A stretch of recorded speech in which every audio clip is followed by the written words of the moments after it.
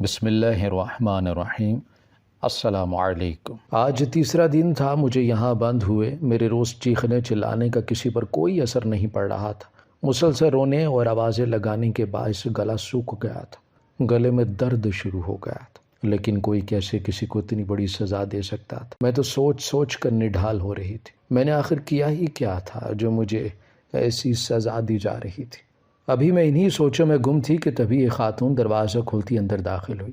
مجھے اس عورت سے بہت نفرت تھی۔ اسے دیکھتے ساتھ میری آنکھوں سے آنسو بہتے گالوں کو بھگونے لگے، اور وہ پھر میرے آنسو دیکھ کے میرے اوپر چڑھ دوڑی اور مارنے لگی۔ میں رحم کی بھیک مانگتی رہی، لیکن اسے ذرا خیال نہ آیا۔ اب تو جان بھی جیسے نکلنے والی ہو ایسا محسوس ہو رہا تھا، لیکن پھر بھی میں ہمت رکھ کر اس پر دھاڑی کہ خدا کا واسطہ ہے بتاؤ مجھے کیا چاہتی ہو مجھ سے؟ اور وہ مسکراتی ہوئی پیچھے ہٹی اور بولی کہ جیسے ہم کہیں گے تمہیں ویسا ہی کرنا ہوگا، کیونکہ یہاں سے باہر نکلنا تو تمہارے لیے ناممکن ہے۔ اتنا کہتے ہی وہ ہنستے ہوئے کمرے سے باہر چلی گئی اور جاتے جاتے کہتی گئی کہ پانی پاس پڑا ہے، دل کرے تو پی لینا۔ اس کے جاتے ہی میں نے نخوت سے منہ موڑ لیا۔ پھر کافی دیر سوچتی رہی کہ مجھے آگے کیا کرنا چاہیے، اسی لیے اپنے منصوبے کے مطابق میں اٹھی اور کمرے کا دروازہ کھول لیا۔ وہاں موجود تمام لڑکیاں یکدم اپنے تمام کام چھوڑ کر مجھے دیکھنے لگی۔ کچھ کی آنکھوں میں نفرت تھی، کچھ کی آنکھوں میں ہمدردی اور کچھ کی آنکھوں میں حسد۔ میں سب کو اگنور کرتی وہاں سے چلی گئی اور اسی عورت کے پاس آ کر اس کے پیروں میں بیٹھ گئی اور اس سے پوچھنے لگی کہ میں راضی ہوں تمہاری بات ماننے کے لیے۔ یہ سن کر وہ مسکرانے لگی اور میرے چہرے پر ہاتھ پھیرتے ہوئے بولی یہی امید تھی مجھے تم سے۔ اس کی بات سن کر میں اٹھی اور واپس اپنے کمرے میں جا کر بیٹھ گئی۔ ابھی مجھے بیٹھے کچھ ہی دیر گزری تھی کہ ایک لڑکی اندر آئی اور آ کر کہنے لگی کہ مالکن نے تمہارے لیے یہ کچھ جوڑے بھجوائے ہیں، آج شام کے لیے تیار ہو جاؤ۔ یہ سن کر میرا دل کھٹکنے لگا، پر میں چاہ کر بھی ابھی کچھ نہیں کر سکتی تھی، اسی لیے ہاں میں سر ہلا کر خاموشی سے اٹھ گئی اور کپڑے لے کر واش روم میں چلی گئی۔ کچھ ہی دیر میں ایک پارلر والی آئی اور آ کر مجھے میک اپ کرنے لگی۔ میں پریشان سی بس اللہ کا ورد کری جا رہی تھی۔ پھر میک اپ ختم ہوتے ہی انہوں نے میرے پیروں میں گھنگرو پہنائے، جسے پہننے کے بعد ایسا محسوس ہو رہا تھا جیسے وہ میری بیڑیاں ہیں۔ ہاں وہ بیڑیاں ہی تو تھیں جو مجھے یہاں سے نکلنے نہیں دے رہی تھی۔ نہ جانے کتنے آنسو خود کے اندر اتارے تھے میں نے۔ اس کے بعد جیسے تیسے کر کے میں نے خود کو کور کیا اور باہر نکل کر انہی لڑکیوں کے ساتھ مل کر ان کی محفل میں بیٹھ گئی، اور وہ رات میرے لیے میری زندگی کی سب سے بھیانک رات تھی۔ اس کے بعد ہر روز یہی سب ہونے لگا۔ میری پلاننگ کے مطابق پہلے مجھے ان سب کا بھروسہ جیتنا تھا اور پھر یہاں سے بھاگنا تھا، لیکن یہاں تو میرے لیے اس قدر مشکل تھا ایسے لوگوں کا بھروسہ جیتنا۔ خیر جو ہوا سو ہوا، میں نے اسی ماحول میں ایڈجسٹ کرنا سیکھ لیا۔ میں خاموش ہو گئی تھی۔ آہستہ آہستہ دن ہفتوں میں اور ہفتے مہینوں میں، مہینے سالوں میں بدلنے لگے، لیکن میری سوچ وہیں اٹکی تھی جہاں سے یہ بھیانک سفر شروع ہوا تھا۔ آج بھی اکثر دل ڈر جاتا ہے کہ کہیں یہ کچھ ایسا نہ کر دے جس سے مجھے پچھتاوا ہو، اس لیے موقع رہتے میں نے بھاگنے کی کوشش کی، لیکن بدقسمتی سے پکڑی گئی، اور بس اس دن کے بعد سے جو آزادی مجھے ملی ہوئی تھی وہ بھی ختم ہو گئی تھی۔ جس طرح باقی لڑکیوں پر سختی کی جاتی تھی اس سے دگنی سختی مجھ پر ہونے لگی۔ میں نے بھی سمجھ لیا کہ یہ سب قسمت کا لکھا ہے، اسی لیے ایسا ہو رہا ہے، اسی لیے میں نے خود کو حالات اور ان کے سپرد کر دیا۔ لیکن مجھے کہیں ڈر تھا کہ جو پہلی لڑکیوں کے ساتھ بھاگنے کے نتائج میں کیا جاتا تھا وہ میرے ساتھ نہ کیا جائے۔ پھر اگلے چند دن سب نارمل چلتا رہا، لیکن ایک رات ایسی آئی جس میں ایک رئیس نے اس کوٹھے پر آنا تھا۔ اس کے لیے بہت زیادہ اہتمام کیا گیا تھا، ہر چیز نفاست سے سیٹ کی گئی تھی، اور کہا گیا تھا کہ اگر اس کے سامنے کوئی گڑبڑ ہوئی تو جان سے جاؤ گے۔ اس لیے میں بہت دھیان سے قدم پھونک پھونک کر رکھ رہی تھی، لیکن جیسے ہی وہ رئیس آیا مجھے گھرنے لگا۔ یہ بات مجھے بہت عجیب لگی، اور شاید ادھر کی مالکن کو بھی، اس لیے اس نے مجھے کسی کام سے وہاں بھیجنا چاہا، لیکن جیسے ہی میں آگے بڑھی ادھر موجود لڑکیوں میں سے کسی نے اپنا پاؤں آگے کر کے مجھے نیچے گرا دیا۔ ساری لڑکیاں وہاں ہنسنے لگیں اور وہ رئیس اب نان سٹاپ مجھے گھور رہا تھا۔ میری مالکن کو مجھ پر اتنا غصہ آیا کہ وہ مجھے وہاں سے اٹھاتے مارنے لگی کہ اس سے پہلے کہ وہ رئیس اس کا ہاتھ پکڑ کر جھٹک گیا اور کہنے لگا اسے ہاتھ لگانے کی ہمت بھی نہ کرنا۔ ہم سب ناسمجھی سے اسے دیکھنے لگے، تبھی اس رئیس نے کہا آئی وانٹ دس گرل۔ میری مالکن پریشان سی، کبھی مجھے دیکھی اور کبھی اسے، لیکن وہ دگنی قیمت دینے کو تیار تھا، اور مالکن تو جیسے اسی آس پر بیٹھی تھی، اس لیے اس نے فوراً حامی بھر کر مجھے اس آدمی کے آگے بیچ دیا۔ یہ سارا منظر میں نے اپنی آنکھوں سے دیکھا تھا، کوئی اپنا سودا ہوتے دیکھ کر کیسے دیکھ سکتا تھا، لیکن پھر بھی میں نے دیکھا تھا۔ یہی وہ منظر تھا جب میں ہوش و حواس سے بیگانہ ہوتی وہیں گر گئی تھی۔ کافی دیر بعد مجھے ہوش آیا تو میرے پاس سوائے مالکن کے کوئی نہ تھا۔ وہ مجھے دیکھ کر مسکراتی ہوئی بولی، اتنا عرصہ تجھے بنا معاوضے کے اپنے پاس رکھا ہے، اب اتنا حق تو بنتا ہے کہ ہمارا کہ ہم تجھے آگے سیفڈ اینڈ سیکیور ہینڈ میں دے سکیں۔ اس لیے ہم نے تیری بھلائی کے لیے یہ فیصلہ لیا ہے، اس لیے کوشش کرنا کہ وہ رئیس تم سے بیزار نہ ہو۔ یہ کہتے ہی وہ کمرے سے چلی گئی اور میں دل ہی دل میں سوچنے لگی کہ میری بھلائی کا فیصلہ یا اپنے اس کوٹھے کی بھلائی کا فیصلہ۔ پھر خاموش آنسو بہاتی میں وہاں سے اٹھ گئی اور منہ ہاتھ دھو کر کپڑے تبدیل کیے اور واپس بیڈ پر آ کر بیٹھ گئی۔ میرے دل میں ڈر بہت حد تک بڑھ گیا تھا، آگے کیا ہونے والا تھا میرے ساتھ، یا پھر وہ بڈھا کیا کرے گا میرے ساتھ۔ میرے ہاتھ پیر کانپ رہے تھے، مگر اب مجھے کچھ نہیں ہو سکتا تھا۔ کچھ دیر میں وہ بڈھا اپنے ٹھاٹ کے ساتھ مجھے یہاں سے لے گیا تھا اور میں سارا راستہ سہمی گاڑی کے کونے سے چپکی پڑی تھی۔ بس دل و دماغ میں یہی ایک سوچ تھی کہ میری زندگی اجڑ گئی۔ جہاں لوگوں کی زندگیاں سنورتی ہیں وہیں میری زندگی مشکل سے مشکل تر ہوتی جا رہی تھی اور میں اپنے لیے کوئی قدم نہ اٹھا سکی۔ انہی سوچوں میں گم تھی کہ تبھی ایک بڑے سے بنگلے کے سامنے آ کر گاڑی رک گئی۔ میں بنا پلکے جھپکائے بنگلے کو دیکھ رہی تھی۔ میں نے آج تک باہر کی زندگی نہیں دیکھی تھی، جو تھی کوٹھے کے اندر کی زندگی ہی تھی ہمارے لیے، لیکن آج دیکھ کر شدت سے احساس ہوا کہ ہم خوبصورتی سے کس قدر دور تھے۔ پھر وہ بڈھا میرے پاس آیا اور آ کر میرے کندھے پر ہاتھ رکھ کر بولا، تمہیں پسند آیا یہ؟ اتنا سنتے اور اس بڈھے کا ہاتھ اپنے کندھے پر محسوس کرتے ہی میں یکدم ہوش میں آئی اور اس کا ہاتھ جھٹک کر 2 قدم آگے بڑھا کر اس سے دور ہوئی۔ اس کے بعد وہ آدمی آگے آگے چلنے لگا اور میں اس کے پیچھے۔ گھر کے اندر داخل ہوتی ایک ملازمہ آگے آئی اور اس آدمی نے اسے مجھے میرا کمرہ دکھانے کو کہا اور خود آگے بڑھ گیا، شاید اپنے کمرے کی سمت میں جاتا ہوگا۔ میں اس ملازمہ کے پیچھے پیچھے چل رہی تھی اور آس پاس لگی وال ہینگنگز کو دیکھ رہی تھی کہ تبھی یہ کمرے کے باہر آ کر ملازمہ رک گئی اور دروازہ کھول کر کہنے لگی، بی بی جی یہ آپ کا کمرہ۔ میں نے آگے بڑھ کر کمرہ دیکھا تو میں دیکھتی ہی رہ گئی۔ اس قدر خوبصورت اور بڑا کمرہ میں نے ایسا خواب میں بھی نہ سوچا تھا، لیکن اس بڑے کمرے کا میں نے کیا کرنا تھا جبکہ میرے پاس کوئی اپنا تھا ہی نہیں۔ کمرہ دیکھ کر میں خاموش ہو گئی اور آ کر بیڈ پر بیٹھ گئی اور وہ ملازمہ میرے لیے کھانا لینے چلی گئی۔ تبھی میں اٹھی اور دروازے کو لاک کر کے بیڈ پر آ کر بیٹھ کے رونے لگ گئی۔ آج مجھے اپنی غلطی کا احساس ہوا تھا۔ ایک غلطی کی وجہ سے میں کہاں سے کہاں آ گئی تھی۔ میں بے آواز آنسو بہا رہی تھی کہ تبھی ملازمہ دروازہ کھول کر اندر آ گئی۔ میں ڈر گئی کہ آخر یہ کیسے اندر آ گئی، میں نے تو دروازہ لاک کیا تھا۔ تبھی وہ مجھے حیران دیکھ کر بولی کہ میرے پاس اس کمرے کی چابیاں ہیں، اسی لیے میں کھول کر اندر آئی ہوں دروازہ۔ کھانا کھا کر مجھے بلا لیجیے گا۔ اتنا کہہ کر وہ وہاں سے چلی گئی اور میں بند دروازے کو کافی دیر دیکھتی رہی۔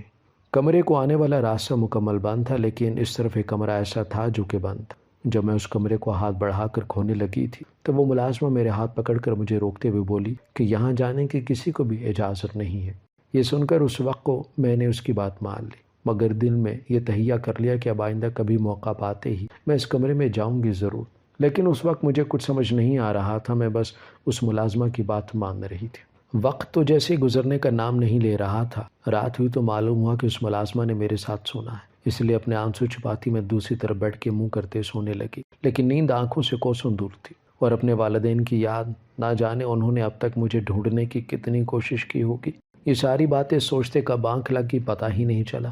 اب ایسے ہی زندگی گزرنے لگی تھی میری۔ وہ بڈھا اس دن کے بعد سے اس کمرے میں دوبارہ آتا تھا، ہاں البتہ اگر اسے کوئی بات کرنی ہوتی تو مجھے بلا لیا کرتا۔ میں جب اسے دیکھتی اپنی ماری قسمت کا خیال پاتے آنکھیں نم ہو جاتی۔ اسی وجہ سے میں نے کئی بار مرنے کی بھی کوشش کی، لیکن ہر بار بچ جاتی۔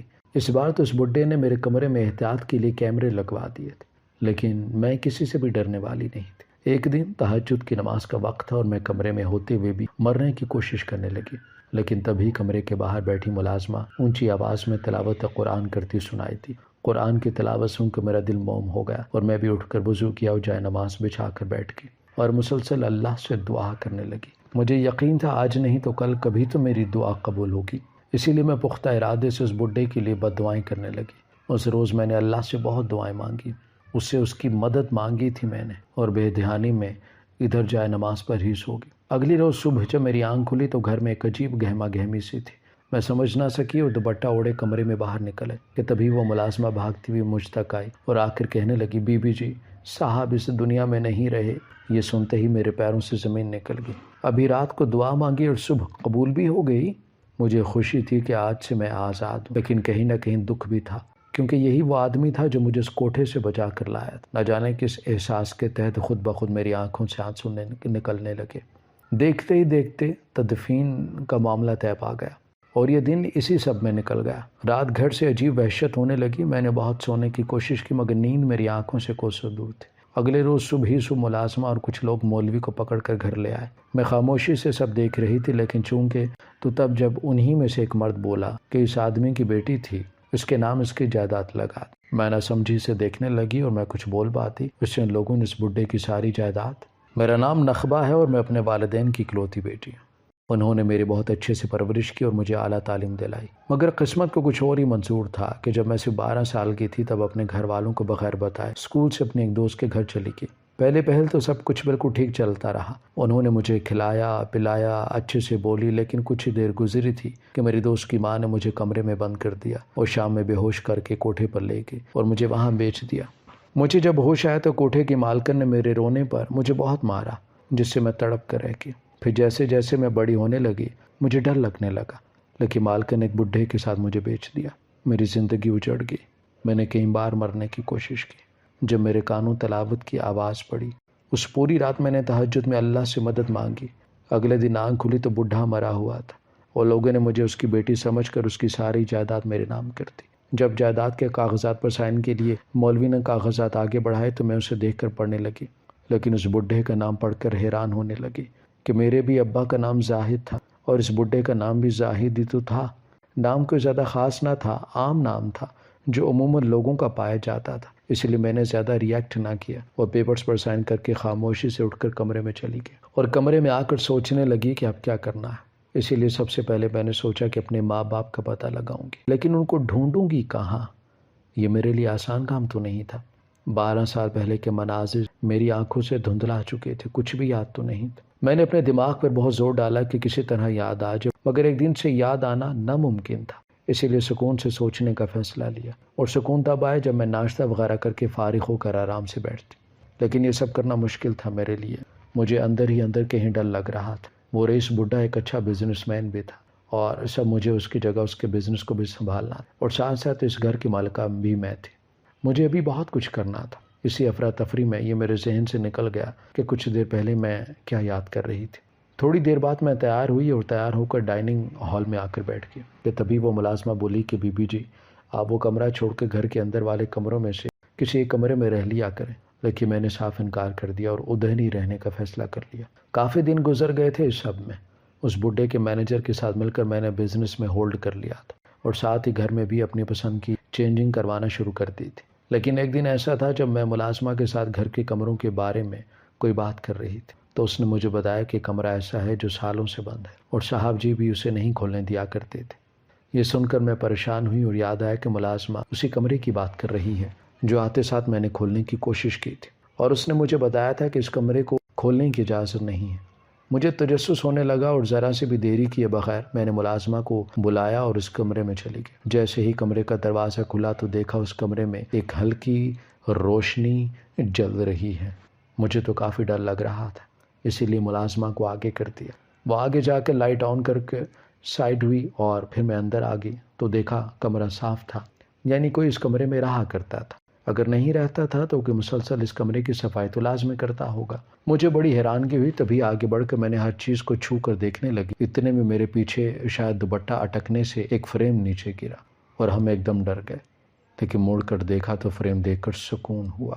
لیکن جیسے وہ فریم میں نے اٹھا کر دیکھا تو میں ساکت ہو گئی اور کافی دیر اپنی جگہ سے ہل نہ سکی۔ پھر فوراً ملازمہ کو آواز دے کر بلایا اور اس سے کہا کہ کمرے میں جتنے فریمز ہیں سب کو اتار کر لے آؤ اور مجھے دکھاؤ۔ اس نے میرا کہا مانا اور سارے فریمز باری باری لا کر دکھانے لگی، اور ہر فریم کو دیکھ کر میری رنگت اڑتی جا رہی، میرا دم گھٹنے لگا تھا۔ میں ان سب کو وہیں پھینک دی، وہاں سے باہر بھاگی اور سیدھا اس بڈھے کے کمرے میں گئی اور اس کے سائڈ ٹیبلز چیک کرنے لگی۔ اس سائڈ ٹیبل میں ایک ڈائری پڑی تھی جس کے ایک صفحے پر ایڈریس، ایک صفحے پر نمبر اور نام لکھے تھے 2 لوگوں کے، اور اس کے علاوہ ایک صفحے پر لکھا تھا کہ میں جانتا ہوں کہ نخبہ یہ ڈائری صرف تم ہی پڑھ سکتی ہو، اسی لیے ان صفحوں پر لکھے ایڈریس پر جا کر مل لینا، یہی تمہاری ماں کا گھر ہے۔ یہ پڑھتے ساتھ ہی میرے ہاتھ سن ہو گئے اور میں فوراً ڈرائیور کو رستہ بتاتی اس جگہ پہنچی جہاں کا ایڈریس وہ اپنی ڈائری میں لکھ کر گئے تھے۔ وہاں پہنچ کر دھڑکتے دل کے ساتھ بیل دی۔ ہاتھ پیر ٹھنڈے تھے میرے کہ تبھی اندر سے خاتون نے دروازہ کھولا اور وہ مجھے دیکھ کر حیران رہ گئی، بلکہ ویسے جیسے میں حیران تھی۔ یہ میری ماں ہی تھی۔ اس آدمی نے صحیح ایڈریس لکھا تھا، مگر اس نے مجھے میرے گھر کا ایڈریس کیوں دیا؟ میں پریشان تھی۔ تبھی میرے ماں اپنے جذبات پر قابو نہ پا سکی اور مجھے گلے لگا کر اندر لے جانے لگی، لیکن میں وہیں رک گئی اور ساتھ کھڑی ملازمہ کو اشارہ کیا کہ پہلے وہ یہ فریمز لے کر اندر چلی جائے، پھر میں آؤں گی اندر۔ تھوڑی دیر بعد جب سب اپنے ہوش میں آئے تو میں نے انہیں بتایا کہ میرے ساتھ کیا ہوا تھا، اور وہ فریمز بھی آگے رکھے جسے دیکھ کر میرا دم گھٹنے لگا تھا۔ میں وہاں سے نکل آئی تھی۔ ان فریمز کو دیکھتے ہی میری ماں ناسمجھی سے ابا کو دیکھنے لگی۔ پھر میں نے ان سے دریافت کیا کہ اس تصویر میں جو عورت ہے وہ بالکل مجھ جیسی ہے، کیا رشتہ ہے میرا اس سے اور اس بڈھے سے؟ یہ بڈھا مجھے وہاں سے بچا کر لایا۔ یہ سنتے ہی میری ماں نظریں ملاتے ہوئے مجھ سے بولی، ہمت سے سننا وہ سب جو میں اب کہنے جا رہی ہوں۔ میں نہ سمجھی سے دیکھنے لگی تو انہوں نے کہنا شروع کیا، یہ آدمی جو اس تصویر میں ہے وہ تمہارا سگا باپ ہے، یعنی جس نے تمہیں اس مشکل سے نکالا تھا وہ تمہارا سگا باپ ہے۔ میں تمہاری رشتے میں خالہ لگتی ہوں اور رضائی ماں بھی ہوں۔ ہم دو بہنیں تھیں، میں چھوٹی تھی اور تمہاری ماں بڑی۔ اس نے پسند کی شادی کی، لیکن اس کے شوہر کا کام گزرتے دنوں کے ساتھ ختم ہو گیا اور وہ اس کی بھڑاس اپنی بیوی پر نکالتا تھا۔ تبھی وہ حاملہ ہوگی۔ اس کے حمل کے دوران آنے والا ہر خرچہ ہم نے خود اٹھایا، کیونکہ اس کا شوہر اتنا نہ کماتا کہ وہ اسے ایک بھرپور خوراک دے سکتا۔ لیکن جب تم پیدا ہوئی تو تمہارے باپ نے تمہیں دیکھنے سے انکار کر دیا، کیونکہ اسے امید تھی کہ بیٹا پیدا ہوگا، لیکن چونکہ بیٹا پیدا نہ ہوا تو اس نے تمہیں دیکھا بھی نہیں۔ پھر نہ جانے تمہارے والدین نے کتنے ترلے کر کے اسے منایا اور اس نے پورے 1.25 مہینے بعد اپنی بیٹی کو دیکھا اور اسے گود لیا، لیکن اسے کمانے کا جنون چڑھ گیا تھا۔ اسی غرض سے اس نے یہ جواز بنا کے میری بہن کو طلاق دے دی کہ اسے اپنی زندگی میں پیسہ کمانا ہے اور بہت حد تک کما کر ایک اونچا آدمی بننا ہے۔ یہ کہنا بھی صحیح ہوگا کہ اسے پیسوں کا لالچ چڑھ چکا تھا۔ طلاق کے بعد تمہاری ماں ہمارے ساتھ آ کے رہنے لگی۔ جوان بیٹی کی طلاق نے میرے ابا کی سانسیں کھینچ لی اور میرے ابا اس دنیا سے چلے گئے۔ اماں کو میری فکر ستانے لگی تو انہوں نے میرا رشتہ ڈھونڈنا شروع کر دیا۔ انہی دنوں تمہاری ماں کی طبیعت بھی خراب رہنے لگی۔ حال ایسا بن گیا کہ وہ اکثر بیمار رہتی۔ وہ اپنی طلاق سے سنبھل نہیں پا رہی تھی۔ موقع دیکھتے ہی میری ماں نے میرے ہاتھ پیلے کر دیے۔ یہ اس وقت کا واقعہ ہے جب تم 1 سال کی تھی۔ میری شادی کو کچھ ہی دن گزرے تھے کہ تمہاری ماں مستقل بیمار رہنے کے باعث دنیا سے چلی گئی۔ ایک طلاق نے 2 لوگوں کی جانیں لے لی۔ میں یہی سمجھا کرتی تھی کہ ہم سب بہت ٹوٹ گئے اس کی وفات سے۔ تبھی میں نے تمہیں اپنی گود میں لے لیا اور تمہیں اپنی بیٹی بنا کر تمہاری پرورش کرنا اپنی ذمہ داری بنا لی۔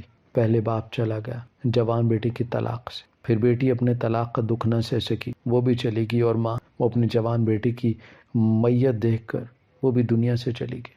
اور تبھی میری یہ سوچ غلط ثابت ہوئی۔ ایک طلاق نے 2 لوگوں کی جانیں لی ہیں، ایسا بالکل نہیں، بلکہ ایک طلاق نے 3 لوگوں کی جانیں لی ہیں۔ میرے لیے اس وقت خود کو سنبھالنا ناممکن ہو گیا تھا، لیکن میرے اللہ نے مجھے اس وقت صرف تمہارے لیے ہمت دی اور میں نے اپنی زندگی کو پھر سے جینا شروع کیا، صرف تمہارے لیے۔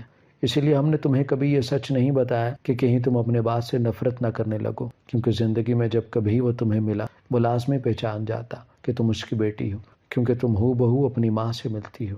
اور ہاں، جس دوست کے گھر تم گئی تھی میں نے ساری انفارمیشن نکلوا لی تھی اور اس کے گھر پہنچی تھی، لیکن تب معلوم ہوا کہ وہ صدا کی لالچی عورت پیسوں کے لالچ میں تمہیں کوٹھے پر بیچ آئی ہے۔ میں نے اس سے بہت پوچھا کون سا کوٹھا تھا، کہاں تھا، مگر اس نے ایک لفظ نہ بولا اور اسی رات خودکشی کر لی۔ اب میرے پاس تم تک پہنچنے کا کوئی ذریعہ نہیں تھا، اسی لیے میں نے تمہیں آس پاس ہر جگہ ڈھونڈا، مگر تم کہیں نہ ملی۔